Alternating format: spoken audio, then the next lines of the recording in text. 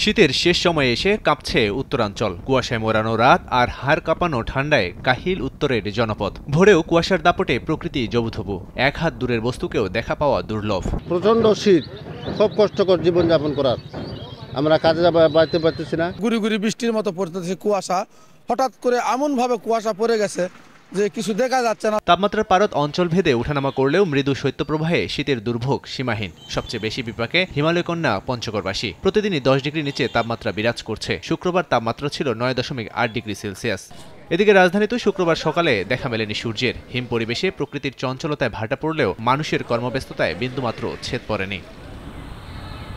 আবহাওয়া অফিস বলছে, আকাশ মেঘলার কারণে সূর্যের আলো দেখা যাচ্ছে না। আগামী 24 ঘন্টার মধ্যে ঢাকা, ময়মনসিংহ, বরিশাল, সিলেট ও নোয়াখালীর কোথাও কোথাও হালকা থেকে গুড়ি গুড়ি বৃষ্টিপাতের সম্ভাবনা রয়েছে। ঢাকা, ময়মনসিংহ, বরিশাল, সিলেট এবং নোয়াখালী ও কুমিল্লা অঞ্চলের কোথাও কোথাও দু এক জায়গায় বিশেষ করে বৃষ্টি অথবা হালকা বৃষ্টি অথবা গুড়ি গুড়ি বৃষ্টি হওয়ার সম্ভাবনা রয়েছে। আবহাওয়ার এমন অবস্থায় দেশের বিভিন্ন স্থানে আশঙ্কাজনক হারে বাড়ছে ভাইরাস ও ঠান্ডাজনিত রোগীর সংখ্যা। প্রতিদিনই হাসপাতালে শয্যার তুলনায় কয়েক গুণ রোগী ভর্তি হচ্ছেন। লাবিব হাসান, সময় সংবাদ।